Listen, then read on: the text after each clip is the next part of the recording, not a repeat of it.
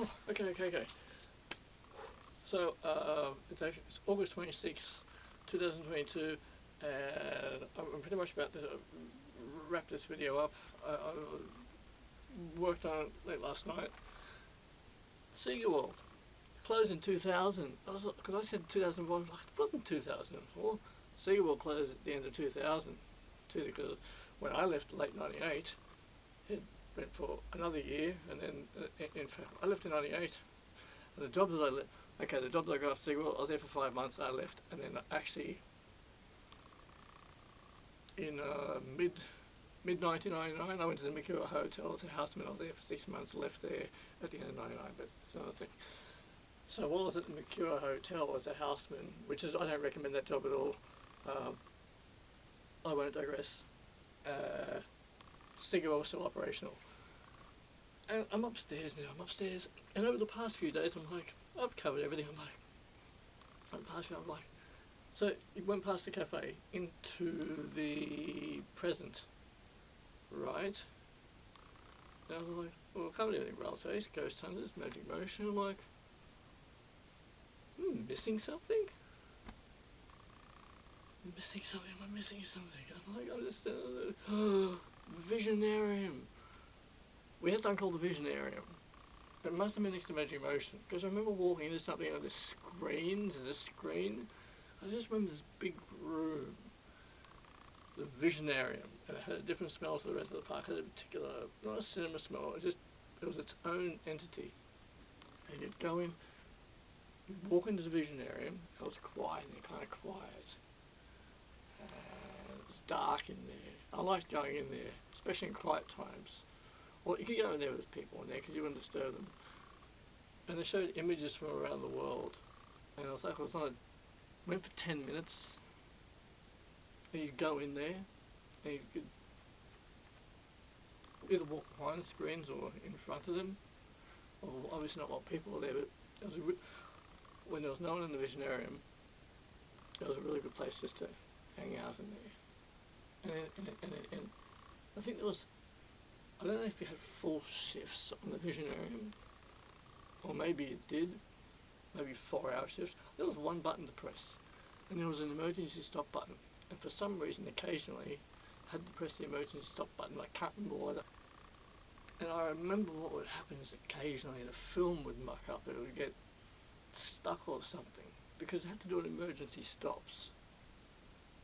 And I think for that reason, there was actually an emergency stop button. I was like, I never have to use that. We didn't have to use it.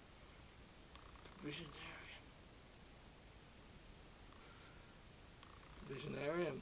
And I think they used to have functions in there. You used to remember the Visionarium. And in the middle of it, there was 3 screens. 3 screens, like there, 3. There was 3 screens. And there was lounge in the middle, a very comfortable lounge in the middle. Okay, this is an interjection of sorts.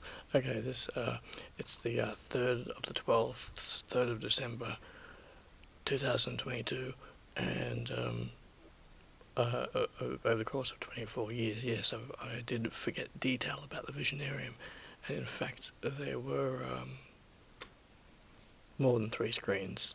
There must have been about 6 of them, and I thought there was just one long lounge. And it was all the cushions that you see here.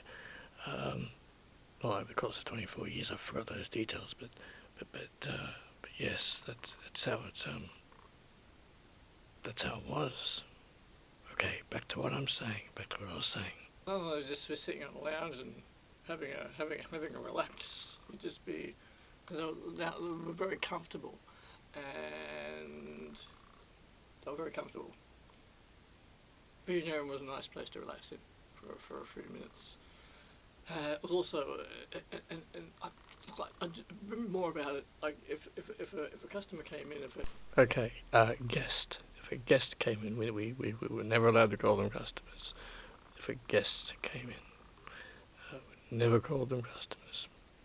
If a guest came in, if a customer came in, I think you had to press play for them. And you'd usually like to wait for a group of people, but sometimes when it cuts to go, you just press play, has another person wander in, another person wander in, so it'd just be going continuously. And we had to check on it. We always had to check on it. And they did have corporate functions in there, which were successful. They were successful. Yep. Nice that lounge in there. I do remember that lounge. It was very nice to sit down on. Very nice to sit down on. Visionarium right in the middle of the park. Oh yes, yes. Actually, to be honest, I don't even know how I ended up as ride operator. Because I suppose I could go into that. With CS at the time, I had a case manager, and he said, "There's a job. There's a big place. I'm putting you in for it." I'm like, "Oh, okay." He said, "It's an amusement park." I said, "I'm not into amusement parks." And he said, "I'll put you in anyway." Because I didn't apply for one myself. A case manager at the time. And I said, "Oh, okay." He said, "You should just go for it." And I just wait, and they said, "What do you want to do?" And I said, "What is there?" And I sort of, in the interview, I was like, "Oh, I'm into amusement parks." They said, "Look, all you got to do is be social. That's all. Just be social." And I was like, "Ride operator?" For some, I must have said ride operator. I wasn't interested in hospitality. I didn't want to be in the kitchen. Kitchens give me anxiety. And I would have said ride operator. Also, I used to try to get a job at Dimick's bookstore, and I tried a few of them. No, this wasn't successful. Now, I had an interview with Dimick's at Darling Harbour, and at the same time I had the interview with Kim Sega World, right? And had my interviews. Dimick's called me up, just as I was being offered Sega World. Dimick's called me up and they said, "You're successful." I was like, "Oh, finally! Oh, finally!" And Dimick's Darling Harbour, and so I talked to Kim. I told Kim I thought, just be straight up with her. I said, "Look," because they offered me the job. Seagull, they said, "You're in. We'd like you to be a ride operator." And I said, "I just thought I should let you know that I've just been for an interview with Dimick's at Darling Harbour." She said, "Oh, yeah, okay." And I said, "They've said yes to me being a bookstore." She said, "Can I ask you something?" I said, "Sure." She said, "Pose a question." She said, "Would you rather just be in a bookstore all day, putting books on shelves, or would you rather work at the best new amusement park in Sydney, talking to all different walks of life, operating exciting rides during your day, during your shift, or would you like to work in a bookstore?" And I was like, "Oh, okay, I'll come to Sega."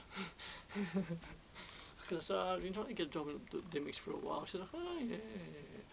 And she said, come with us." And so I did, without too much hesitation.